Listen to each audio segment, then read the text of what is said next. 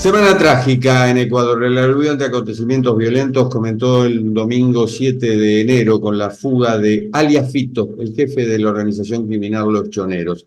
Al día siguiente, el presidente Daniel Noboa implantó el estado de excepción. El martes, Noboa declaró al país en conflicto armado interno después de que hombres armados tomaran un canal de televisión pública en Guayaquil. La respuesta del crimen organizado a la ofensiva del nuevo gobierno ecuatoriano, estrenado el 23 de noviembre, ha dejado varios muertos y policías y personal penitenciario retenidos por presos y una serie de ataques armados. El clima de incertidumbre y amenazas continúa en Ecuador. Y por ese motivo nos vamos a Quito. Allí está Martín Mejía, profesor de Teoría Política de la Universidad de Palermo, de Argentina, y candidato a doctor en estudios políticos de América Latina en la Universidad de Tulane, en Estados Unidos. También es investigador en el Centro Kellogg para Estudios Internacionales de la Universidad Notre Dame de Estados Unidos y ha sido investigador visitante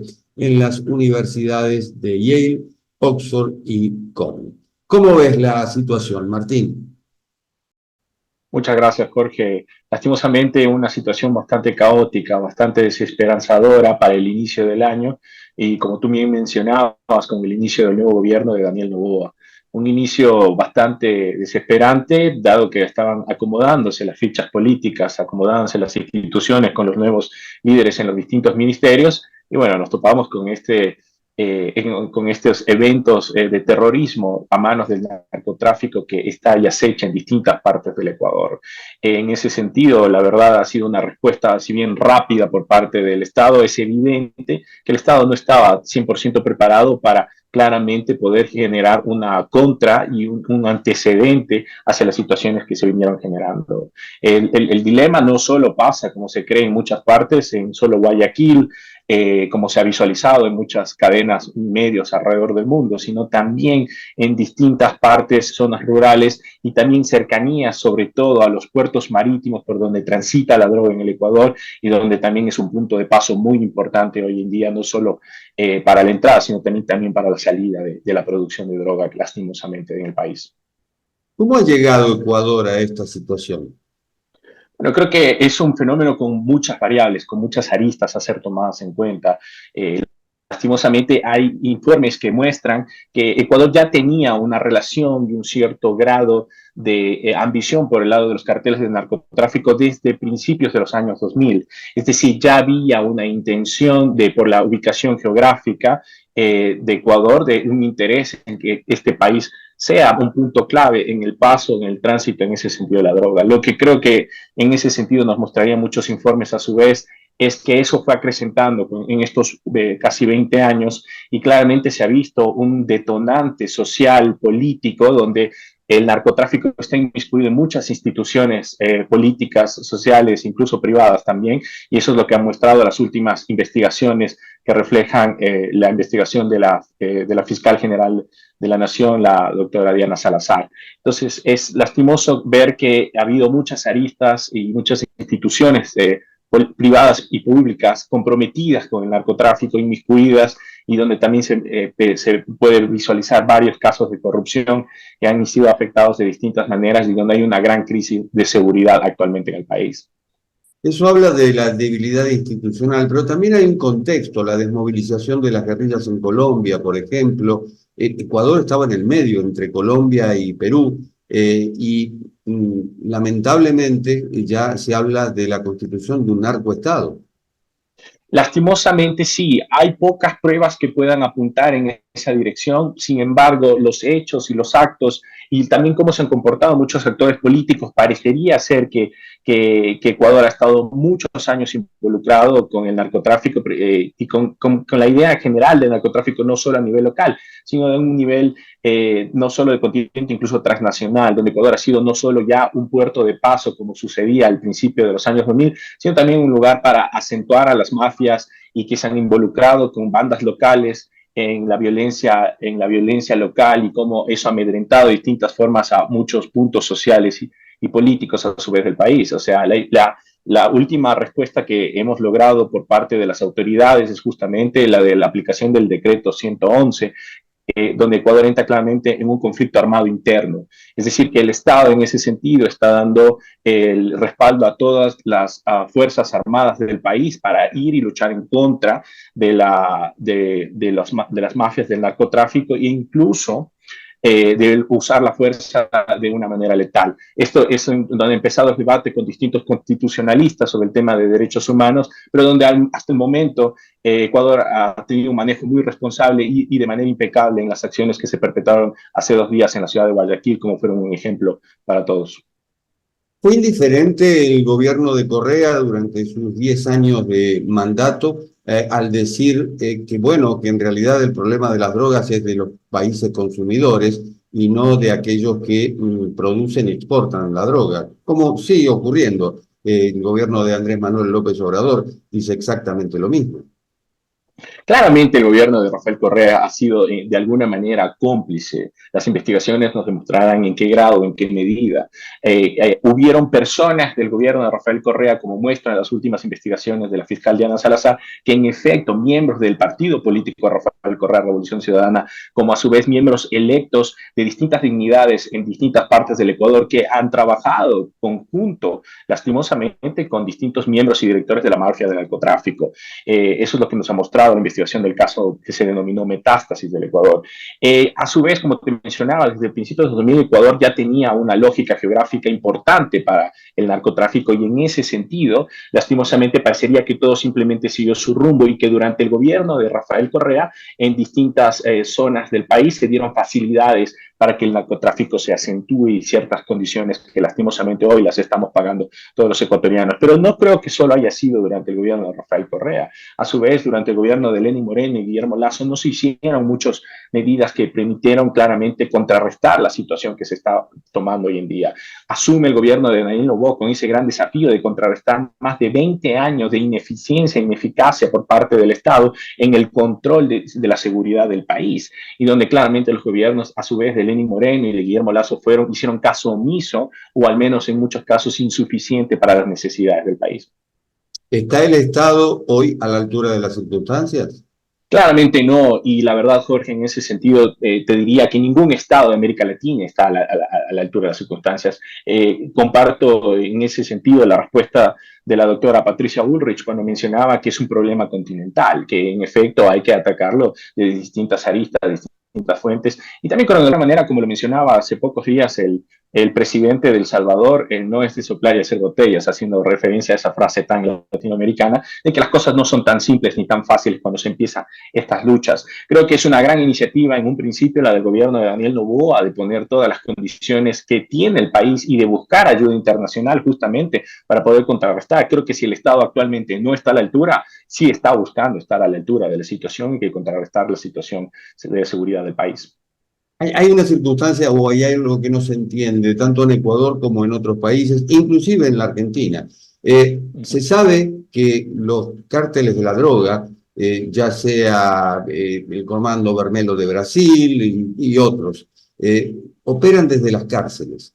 Es decir, se comunican desde las cárceles y arman operaciones desde las cárceles.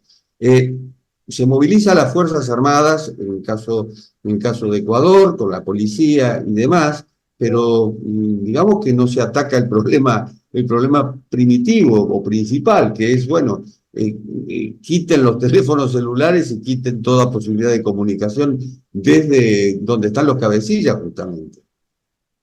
Claramente, Jorge, y el claro ejemplo de eso fue que cuando entraron a donde lo tenían recluso a Leandro Norero, al líder de los choneros, encontraron más de 15 teléfonos con distintas formas de comunicación, desde donde él hacía y deshacía con distintos grupos de operaciones narcotraficantes en distintas partes del país, incluso con grupos políticos y personas muy allegadas, justamente como aprobado la investigación al gobierno y a Rafael Correa de manera personal.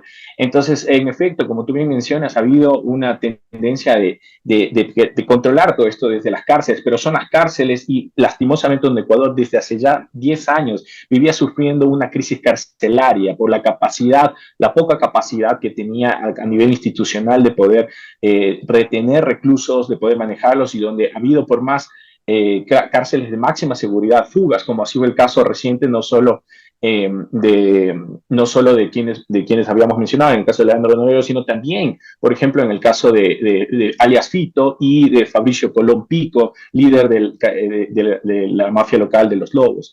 Entonces, en ese sentido, claro, hay no un abandono, pero no la suficiente resguardo o fortaleza institucional para poder conllevar la situación y donde claramente muchas cárceles han sido tomadas por miembros y líderes de los distintos grupos que han sido mencionados en el decreto 111 por el presidente Daniel Noboa, a quienes claramente va dirigido las acciones por parte del Estado y con quienes claramente el Estado entra prácticamente en una guerra interna con ellos.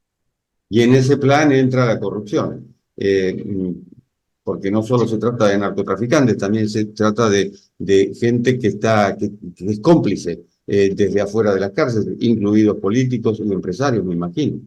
Un claro ejemplo de eso fue la muerte de Fernando Villavicencio, candidato a la presidencia del Ecuador el año pasado, cuando en plena campaña electoral el candidato fue asesinado tras un mitin político y donde hoy por las investigaciones de fiscalía podemos entender que parecería ser que hay un gran grado de correlación con varios de los carteles narcotraficantes a quien candidato había actuado una suerte de fiscal civil y había denunciado en innumerables ocasiones claramente a las atrocidades que había y con los convenios que había con nivel político. Cuando Fernando Villavicencio muere, él tenía un resguardo policial autorizado e enviado por el Estado y sin embargo en complicidad claramente con policías en ese sentido de turno, quienes estaban a cargo de la escolta policial de él, sin embargo él fallece. Entonces, claramente hay un gran grado de influencia en muchas áreas, tanto del sector militar como policial del país, donde lastimosamente estas instituciones están fallando y claramente se ven involucradas e influenciadas lastimosamente por el narcotráfico.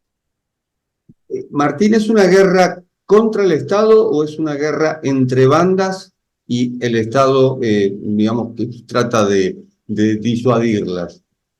No, yo creo que sería una guerra claramente contra el Estado, o sea, es decir, donde las bandas del narcotráfico están en contra de las decisiones que actualmente están tomando el Estado. Recordemos que hace un año atrás el expresidente Guillermo Lasso también tomó el decreto 110, donde claramente el Estado entró en un estado de excepción y sin embargo no hubo la respuesta política, ni policial, ni militar que se necesitó en ese momento. Simplemente fue una forma de disuadir y decir que el Estado está haciendo algo. Hoy por primera vez podemos visualizar donde claramente el Estado está tomando parte durante el gobierno de Daniel Noboa y donde claramente el Estado está intentando hacer algo, cosas que no vimos durante los dos gobiernos anteriores tampoco.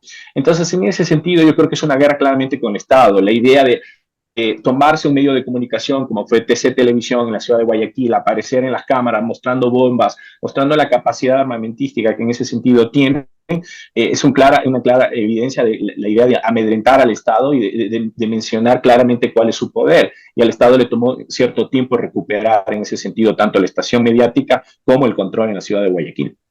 ¿Hay voluntad política? Parecería ser que la hay. En efecto, desde el principio del gobierno de Daniel Noboa, parecería ser que existe la idea de un acuerdo por distintos frentes políticos. Daniel Noboa está trabajando con distintos frentes políticos con el fin de querer eliminar este enemigo en común. Pero vamos a ver, como también mencionabas al principio del programa, es muy reciente, es desde fines de noviembre que él asume la presidencia y en ese sentido es muy temprano para poder sacar conclusiones. Yo me animaría a decir que vamos a tener mayores, vamos a poder visualizar de mejor manera este fenómeno en marzo o al menos al finalizar estos 60 días de estado de excepción, donde claramente tenemos este conflicto interno armado que esperemos el Estado ecuatoriano pueda salir con mayormente victorioso. ¿Habrá pasado por la cabeza de Noboa la posibilidad de una solución al estilo Bukele en El Salvador? Puede ser que sí, en efecto él ha mencionado en varias entrevistas con medios de comunicación, tanto locales como internacionales, que está trabajando con muchas personas que trabajaron de manera de asesoría con el caso de El Salvador. Ahora, en una idea más de la ciencia política y de un análisis más geopolítico, son claramente dos fenómenos distintos. El fenómeno de las maras salvatruchas en El Salvador es un fenómeno más a un nivel local. En el caso de Ecuador estamos viendo cómo mafias locales se vieron claramente afectadas, influenciadas por el narcotráfico transnacional. Entonces es un enemigo, de alguna manera, que fue durante muchos años invisible. Desde hace más de 15 años se viene mencionando que en el Ecuador hay narcotráfico, y como que recién se logra visualizar quiénes son las personas, ¿no? Quiénes son Alefito, Fabricio Colompico, Leandro Norero, y quiénes son las caras visibles y quién es el verdadero enemigo en ese sentido visible del Ecuador. Pero creo que es un fenómeno totalmente distinto al del Salvador, porque creo que, a diferencia de ser una gran mafia local, como era en el caso de las maras salvatruchas, acá tenemos claramente un grupo transnacional de narcotráfico que está liderando por fuera del país, no adentro del país, claramente lo que está sucediendo. Ahora, lo que pasa es que no podemos sacar esa conclusión de momento. Tendríamos que esperar a claramente llegar al fondo de las investigaciones y también a lograr capturar a las cabecillas principales de las mafias locales para poder llegar a un mayor conocimiento de la circunstancia. Pero parecería ser que son dos fenómenos distintos y donde claramente, como bien mencionabas, el Ecuador no estaba listo, no estaba preparado, el Estado no lo está, pero parecería ser que está buscando estarlo. Es un monstruo grande y pisa fuerte, como canta León Gieco. Martín, Claro. muchísimas gracias. Jorge, muchas gracias por la oportunidad, y a Cadal y a todas las personas que nos visualizan en el canal de YouTube. Un placer. Un gusto. Y hemos hablado de Ecuador, Ecuador que ha vivido una semana trágica y que todavía no tiene un desenlace. Esto ha sido Cuarto de Hora, el programa de Cadal TV. Nos reencontramos en la próxima. Chao.